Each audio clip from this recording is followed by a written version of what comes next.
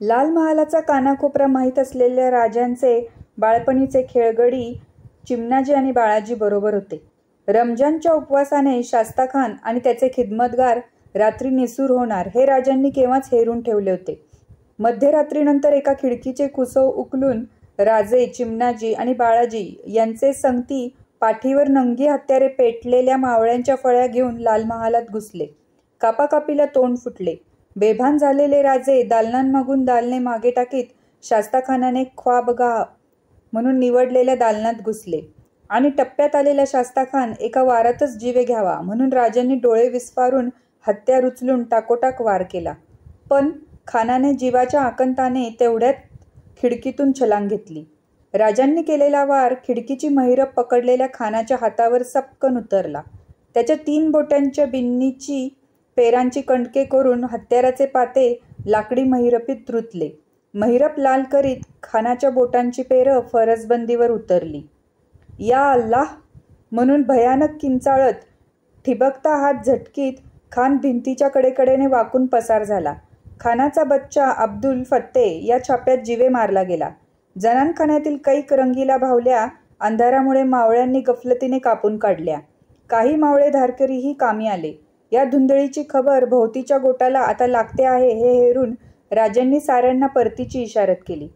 गनीम भाग गया, शैतान की नस्ल, पीछा करो, दीन दीन असे म्हणत राजांसह मावळे धारकरीच लाल महालाच्या पिछाडीने बाहेर पडले.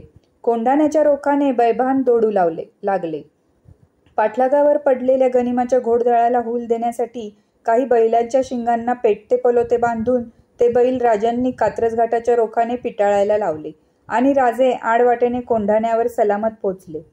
लाल महालाच्या या छाप्याची हवी तशी छाप शास्ताखानावर पडली. 3ऱ्या दिवशीच पुण्याचा तळ जयवंत सिंगावर सोपवून शास्ताखानाने धास्त घेऊन पुणे सोडले. 3 वर्षे पुण्यात तळ टाकून राजांचे 2 गड जिंकून त्याबद्दल 3 बोटे गमावून छाप्यानंतर 3च दिवसात खान पुण्याहून हलला. बालेकिल्ला चढून आलेल्या राजांनी पुढे होत जिजाबाईंच्या पायांना हात लावला. शंभूबाळांनी पुढे होऊन राजांच्या अजानुभाऊ हाताचे बोट पकडले. त्यांचा छोटेखानी हातपंजा आपल्या हातात घेऊन राजे हसून म्हणाले, बाळराजे, आम्हास अख्खा नारळ नाही काढता आला हुडव्याबाहेर, फक्त शेंडीच हातास लागली. शंभूबाळांच्या शिवगंधाला आठी पडली तसे राजांनी हसत त्यांची छोटी बोटे अत्यंत ममतेने हळुवार थोपटली आणि लाल महालातली शाहिस्तेखानाच्या हातची 3 बोटे कशी कापली याची हकीकत त्यांना सांगितली. वैशाख आला. उन्हे तावनीला पडली. एका सकाळी बालेकिल्ल्यावरच्या पटांगण चौकात गोमाजी बाबा बाळराजांना काळ्या घोटीव दगडी मल्लखांबावर दशरंग फिरकीचा सराव देत होते. कमरेला छोटेखानी भगवी जांग असलेल्या शंभूबाळांचे उघडे अंग पिकल्या लिंबाच्या वानाने तळपत होते. गोमाजींनी आधाराची हातजोड देऊन बाळराजांना मल्लखांबावर चढते केले. पिवळा धमक धामण सर्प कळकीच्या सोटावर गरगरते चलाक वळसे भरत चढावा तसे शंभूबाळ दशरंग फिरत मल्लखांबाचा बुंदा पार करीत सरासर वरच्या टोकापर्यंत चढले. खांबाच्या गळपट्टीला दोन्ही मांड्यांची कैची घालून त्यांनी हुशारीने नजर वर केली. त्यांना समोर बालेकिल्ल्याच्या सदर महालाबाहेर पडणारे राजे दिसले. त्यांच्या मागून दोरोजी, नेताजी, येसाजी, तानाजी अशी मंडळी बाहेर पडत होती. टाकोटाक झेप घेऊन झटाझट उतरते दशरंग फिरत शंभूबाळ छलांग घेऊन मल्लखांबावरून भुईवर उतरले. पाय टेकताच राजांच्या रोखाने थेट दौडत सुटले. अव धाकलं राज, दम खा म्हणून हात पसरत मागून साथ घालणाऱ्या गोमाजी बाबांकडे त्यांचे ध्यानच नव्हते. बालेकिल्ल्याच्या सदर दरवाजाजवळ आलेल्या राजांना बाळराजांनी धापावता ऊर घेऊन गाठले. उघड्या अंगाच्या सतेज शंभूबाळांना सामने बघताना राजांना क्षणभर वाटून गेले की आमचे काळीजच कुणीतरी सोनरसात बुडवून आपल्या सावळ्या हातांनी आमच्यासमोर पेश केले आहे. राजांच्या मांड्यांना मिठी मारत बाळराजे लागवी आर्जवाने म्हणाले, आम्ही येऊ तुमच्या संगती धावणीला आबासाहेब. राजांना पेच पडला. ते कोकण स्वारीवर जाण्यासाठी गड उतरणार होते. शंभूबाळांच्या काळ्या कुरळ्या दाट केसावळीतून आपली अंगठीधारी सडक बोटे मायेने फिरवीत राजे म्हणाले, आम्ही जरूर नेऊ तुम्हास धावणीला, पण अजून थोडे जाणते व्हा. जा. गोमाजी खोळंबलेत. मेहनत घ्या. राजांचे पाय शिवण्यासाठी शंभूबाळ झुकते झाले. आपल्या महालाच्या गवाक्षातून त्या दोघा पितापुत्रांना तसे बघताना जिजाबाई स्वतःशीच म्हणाल्या, आमच्या या वैभवास कधी कुणाची दृष्ट न लागो आई अंबे. आणि तेच दृश्य आपल्या महालातून बघताना सोयराबाई स्वतःशी म्हणत होत्या. बाळराजांना अदब कसली ती नाहीच. सीधे उघडे स्वारींच्या समोर गेले. पण लबाड दिसतात मात्र गोमटे. स्वारींची नको ती याद देतात.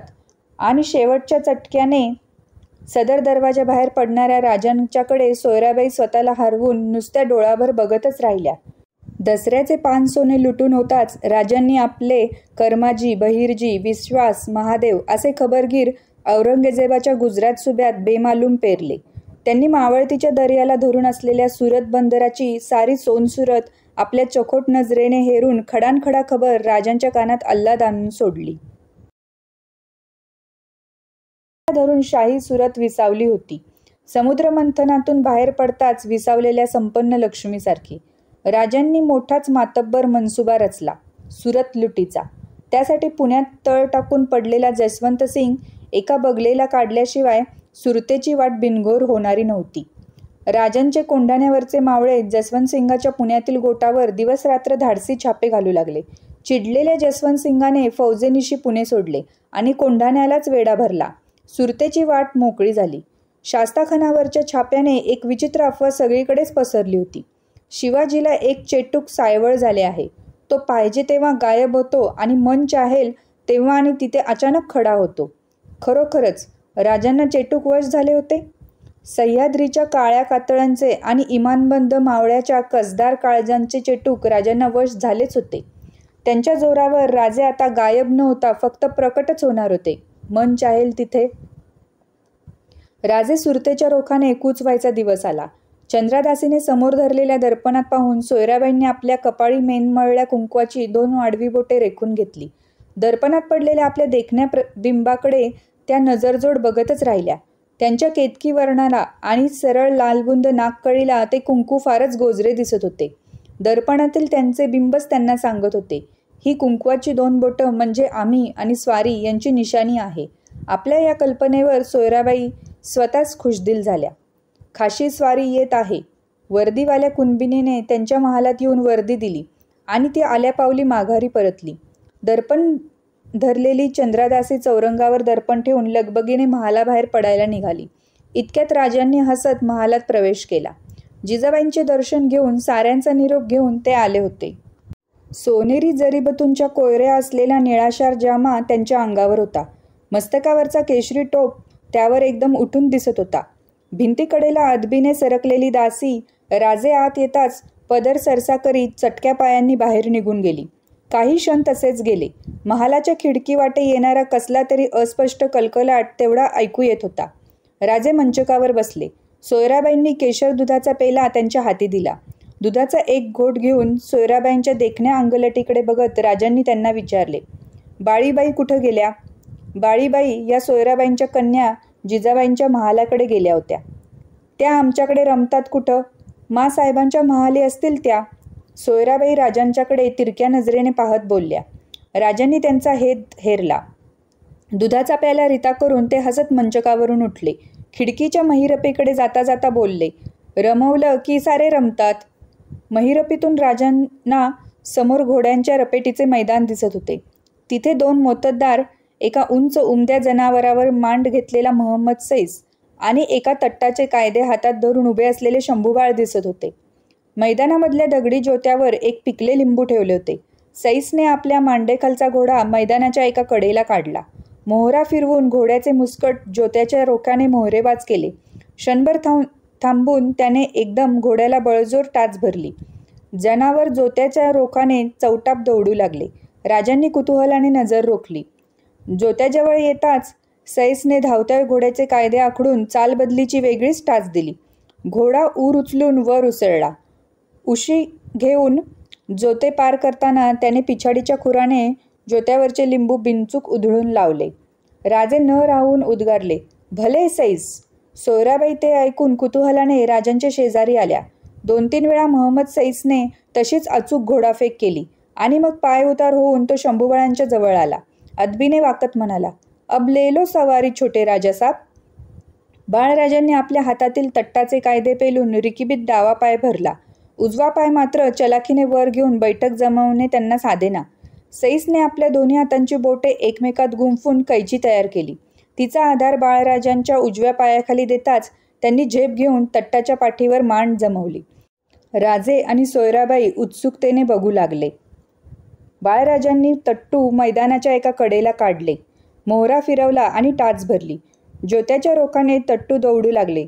ज्योत्याजवळ येताच कायदे आखडून बाळराजांनी चालबदलीची टाच दिली.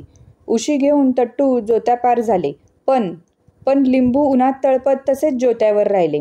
राजे ते पाहताना शिवगंध आकर्षित गंभीर झाले. पदर तोंडाला लावीत सोयराबाई खुदकन हसल्या. 2-3 वेळा शंभूबाळांनी तट्टासह ज्योत्यापार झेप घेतली, पण लिंबू काही ढळले नाही. राजे हैराण झाले, अस्वस्थ झाले. पुन्हा दौंड घ्यायला चाललेल्या बाळराजांच्या तट्टाची ओठाळी पकडीत सईस मोठ्याने म्हणाला, छोटे मालिक, छलांग जम गई. अब आख जानवर पर मत रखना नींबू पर, फेकिये जानवर. बाळराजांनी नजर लिंबावर जखडती ठेवून तट्टू पुन्हा फेकले. जोते जवळ येताच त्यांनी हवी तेवढी टाच तट्टाला दिली. उशी घेऊन जोते पार करताना तट्टाने पिछाडीच्या खुरांनी झटक्यात लिंबू दूर उधळून टाकले. न राहून एकदम टाळी देत राजे बोलून गेले, बहुत खूप. त्यांचा चेहरा उजळून गेला. सोयराबाई मात्र गंभीर झाल्या. बाळराजांचे तट्टू जोताच्या पार झाले, पण खूर भुईला टेकवताना फसले आणि बाळराजांच्या सकट कोलमडून कोसळले. या अल्लाह म्हणत भेदरलेला सईस दौडला आणि त्याने प्रथम बाळराजांचे पाय रिकबीतून खुले केले. त्यांच्या अंगावरचा जामा झटकत तो म्हणाला, जब घोडा फिसलता है तो पहले रिकीब का पैर खुला करने मत भूलना छोटे मालिक, नहीं तो डरा हुआ जानवर खड़ा होकर सवार को घिसटता साथ लेकर दिल चाहा दौड़ता है, बहुत खतरनाक. हे असंच बाळराजांचं कोसळणं आम्हास रोजच दिसतं. सोयराबाई पडल्या आवाजात राजांना म्हणाल्या, कोसळले तरी उठतात, ज्योत्यापार अचूक जानवर फेकतात. आम्ही येतो, बाळराजांचा निरोप घेणं आहे. म्हणत राजे सोयराबाईंच्या महालातून तरातरा चालत बाहेर पडलेही. नेताजी, तान्हाजी, येसाजी, कुडतोजी यांच्यासह खुर्चला घोडदळ घेऊन राजे सुरतेच्या रोखाने कूच झालेला 1.5 महिना लोटला. नेहमीप्रमाणे स्नान देवपूजा आटोपून घेतलेल्या जिजाबाई बाळराजांना बरोबर घेऊन सदरेकडे चालल्या. त्या पांढऱ्या सफेद वानाचा नेसू नेसल्या होत्या. कपाळी ठसठशीत दाट कुंकवाची आडवी बोटे होती. थंडी सरतीला आली तरी धुक्याची बाराबंदी काही राजगडाने बदलली नव्हती. वर येताच नेहमीप्रमाणे हसत जिजाबाई हाताच्या इशारतीने बसा मंडळी म्हणत आपण जाऊन बाळराजांच्या सह सदर बैठकीवर बसल्या. त्यांनी बसा म्हटले तरी सदरेवरचे कुणीच खाली बसले नाही. रोजच्यासारखी तळपत्या डोळ्यांनी राजांच्या पराक्रमाची एखादी खबर सांगायला एकही ताठ गर्दन वर उठली नाही. साऱ्यांचे हात समोर बांधले होते. ते बघताच जिजाबाई चरकल्या. त्यांच्या मनाच्या देवटाक्यावर क्षणात असंख्य कुशंकांचा पालापाचोळा उतरला. थरकत त्या बैठकीवरून उठल्या. कातरत्या सुरात बोलल्या, मंडळी, खामोशी का? सांगा, आमच्या राजांची काही गैरखबर तरी. जिजाबाईंना पुरते बोलवले सुद्धा नाही. ते ऐकून सदरकरी चळवळले. सिदोजी थोपट्यांना कशी तरी मान वर करून सांगितले, नाही, राज बेस आहेत, सुरत लुटून परतीच्या वाटेला लागल्यात. पर सिदोजींच्या रांगड्या मनाला पुढे काय नि कसे बोलावे तेच कळले नाही. त्यांनी पुन्हा गर्दन खाली टाकली. त्यांच्या डोळ्यातून अश्रू ओघळले. बैठकीवरून उठून बाळराजे जिजाऊंजवळ आले. त्यांचा हात धरून बिलकते उभे राहिले. मग काय असेल ते पेश करा, जिजाबाई समाधानपणे म्हणाल्या. पण सदरभरची भयानक शांतता तशीच राहिली. कुठलीच गर्दन वर उठेना. शेवटी मुजुमदार निळोपंत खालमानेने कसे तरी म्हणाले, मासाहेब, बंगळूरहून बिगर पडदीचा थैलीस्वार आला आहे. मतलब? जिजाऊंच्या कपाळीची आडवी कुंकुमबोटे क्षणात आक्रसली. थोरले महाराज बेदनूर प्रांतात मोहिमेवर असताना होदिगेरीच्या रानात शिकारीला गेले. सावजाच्या पाठलागावर पडण्यासाठी महाराजांनी घोडा फेकला आणि पंत घोटाळले. आणि काय पंत? जिजाबाई कळवळून कशाच तरीच बोलल्या. आणि महाराजांचा दौडता घोडा एका खळग्यात फसला. रिकिबीत पाय अडकलेल्या महाराजांची फरफट झाली. मासाहेब, थोरले महाराज आम्हा साऱ्यांना सोडून गेले. निळोपंतांनी उसळलेला हुंदका तोंडावर उपरणे घेत दाबण्याचा यत्न केला. सदरेवरच्या पगड्यांखालच्या कैक डोळ्यातून टपटपणारे अश्रू ओघळले आणि उरावरच्या बाराबंद्यात विरू लागले. अंगावर वीज पडल्यासारख्या जिजाबाई समोरच्या शून्यात क्षणभर बघतच राहिल्या. नगरखान्यावरची निशाणकाठी वादळी वाऱ्यात थरथरावी तशी त्यांची उभी अंगलट थरथर थरथर हलू लागली. त्यांची सगळी जानच जशी काही सुन्न सुन्न झाली. उघड्या डोळ्यांसमोर उभी सदर गरगरू लागली. न भेटता न बोलता अशी कशी स्वारी पाठमोरी झाली असे तिडकीने म्हणत जिजाऊंनी शंभूबाळांच्या हातातला आपला हात ओढताना वर घेतला आणि त्याचा तळवा कपाळीच्या कुंकवावरून आडवा ओढताना त्यांचे शोषिक मनाचे देवटाके पुरते पुरते फुटून गेले. कोसळत्या अश्रुधरा घेत पांढऱ्या नेसूच्या फटफटीत कपाळाच्या जिजाऊ थरथरत्या अंगाने आपले तोंड ओंजळीत झाकीत आत निघून गेल्या. सदरेवर एकटेच उभे असलेल्या बाळराजांच्या कानात महम्मद सईदची घोडेपारखी जबान घुमून उठली. जब घोडा फिसलता है तो रिकीब का पैर खोलने मत भूलना नहीं तो. आणि ओघळते डोळे घेऊन घायाळ झालेले शंभूबाळ जिजाऊंच्या महालाच्या रोखाने धावत सुटले. जी पावले सदा डोळ्याआडच राहिली त्यांचा माग घेत जाण्याचा निर्धार जिजाबाईंनी केला. मातोश्री आऊसाहेब सती जाण्याची तयारी करू लागल्या. उभा राजगड गडबडून गेला. आपल्या खाजगीच्या कारभाराला जिजाबाईंनी सतीची सुपवानी सिद्ध करण्याची आज्ञा दिली. राजांच्या राणीवशात कल्लोळ माजला. एकाही राणीत जिजाबाईंना रोखण्याची हिंमत नव्हती. आपल्या महालाच्या बंद दरवाजाआड हिरवे नेसवान अंगावर चढविलेल्या, हिरवा चुडा हातभर भरलेल्या, मळवटावर भरगच्च आडवे कुंकू घेतलेल्या जिजाबाई फरसबंदीवर बसल्या होत्या. मोकळ्या झालेल्या माठासारख्या. त्यांची नजर शून्यात हरवून गेली होती. राजे सुरत लुटून परतीच्या वाटेवर होते. राजगडावर एकच स्त्रीमन जीवघेण्या अस्वस्थतेने पुरते पुरते सैरभैर झाले होते. पुतळाबाईंचे. शंभूबाळांना संगती घेऊन त्या जिजाबाईंच्या महालाच्या मिटल्या दरवाजासमोर आल्या आणि त्यांनी बाळराजांना हाताने इशारत केली. थोरल्या आऊसाहेब पुढे होत मिटल्या दरवाजावर हाताने हलकेच थाप देत बाळराजांनी साद घातली. आम्ही आहोत. शंभूबाळ, दरवाजा खोलता. शंभूबाळांनी दरवाजाजवळ तोंड नेऊन जिजाऊंना दिललगाव बोलात विचारले. ते थोडा वेळ थांबले पण आतून दाद आली नाही. थोरल्या आऊ, दरवाजा खोला नाहीतर डोकं आपटू आम्ही दरवाजावर. खोला आऊ, दरवाजा खोला. बाळराजाने दरवाजावर थडाथड थापा देऊ लागले. जिजाबाई थरारल्या. खरंच बाळराजे दरवाजावर डोकं आपटायलाही अनमान करणार नाहीत या विचाराने त्यांचा सारा बांधला निर्धार डायाडोल झाला. कसंबसं उठत होत त्यांनी दरवाजा खोलला. हिरव्यागर्द रानात वाट धुंडाळताना दमगीर झालेल्या आणि शेवटी थकल्या पायांनी एका खोल कड्याच्या तोंडावर आलेल्या गायीगत त्यांची स्थिती झाली होती. झटक्याने पुढे होत त्यांना मिठी घालत बाळराजांनी मान वर उचलली. त्यांच्या टोपातील मोतीलग मागे ओळंबली. डोळ्यातून मोती ओघळत असताना ते बोलले. बालभूत्याने जगदंबेला बोलावे तसे. तुम्ही आम्हा सोडून जाणार थोरले आऊसाहेब? आम्ही येणार तुमच्या संगती. ते ऐकताच जिजाबाईंचा उरबंद केलेला सारा कड फुटून उमळून आला. वाकून बाळराजांना मिठी घेत जिजाऊ हलत स्पंदू लागल्या. त्यांच्या डोळ्यातून उतरणारे अश्रुथेंब बाळराजांच्या टोपातील मोतीलगावरून ओघळत त्यांच्या जाम्यात मिसळू लागले. आऊसाहेब, आमचे आबासाहेब येईपर्यंत कुठंच जाऊ नका. बाळराजांनी साकडे घातले. ओसरते उंदके आवरताना जिजाबाईंनी मान डोलावली. सती जायला निघालेल्या आऊसाहेबांना राजांची स्वारी येईपर्यंत रोखणे करण्यात यश घेतलेल्या बाळराजांच्याकडे ममतेने बघत पुतळाबाईंनी आपल्या पापणीकडा पदराने पुसत्या केल्या. सुरत लुटून राजे राजगडाच्या पायथ्याशी आले. सोने, चांदी, रत्ने, मोती त्यांच्या गोणी लादलेले विजयी घोडदळ त्यांच्या पाठीशी होते. पण नेहमीसारखे त्यांना सामोरे येण्यासाठी कुणीच गड उतरून आले नव्हते. राजांची उजवी भुई कमानबाग घेत राजसंतापाने वर चढली. घोड्यावरूनच त्यांनी आपली नजर उचलून राजगडाला जोडली. पद्मावतीच्या निशाण चौथऱ्यावरची निशाणकाठी भुंडी बघताना मात्र त्यांचा संताप कुठच्या कुठे गेला. चढली भुवई क्षणात पडली. त्यांच्या विजयी मनाच्या उभार घोड्याला शंकांच्या असंख्य लगामांनी क्षणात जखडून टाकले. त्यांच्या धीराच्या निधडेपणाच्या गोणी कुणीतरी आपल्या काळ्या केसाळ हातांनी क्षणात आवळून टाकल्या. कपाळीचे शिवगंध आकर्षित राजे पायउतार झाले.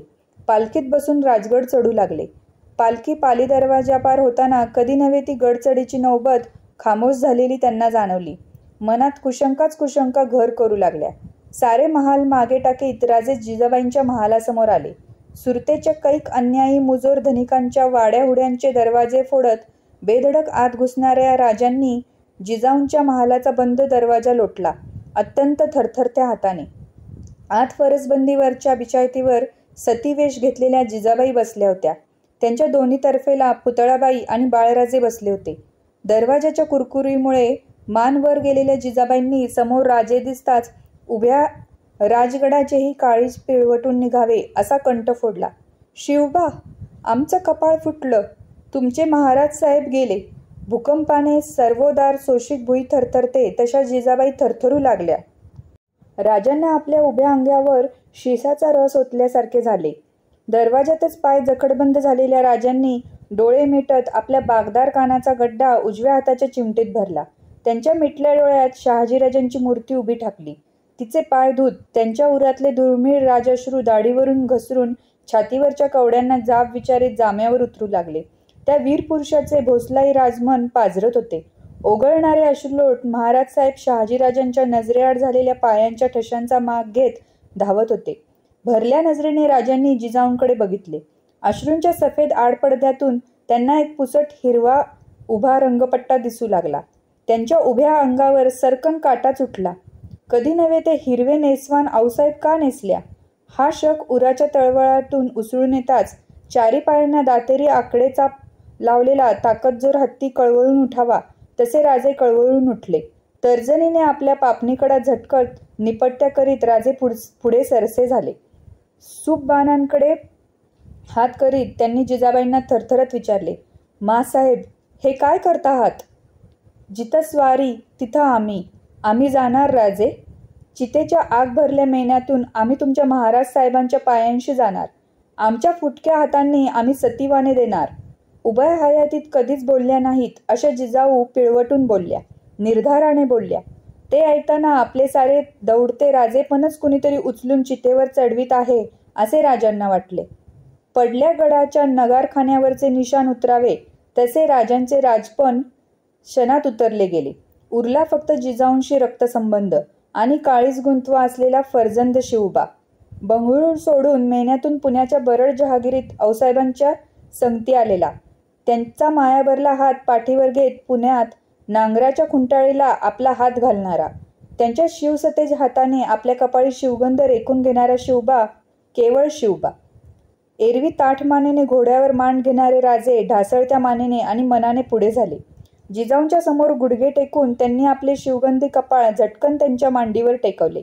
गदगद हालत टोपावरच्या मोती लगाला डावे उजवे हिंदोळून टाकीत राजे स्फुंदून म्हणाले, नका आऊसाहेब, आम्हास एकटे टाकून नका जाऊ.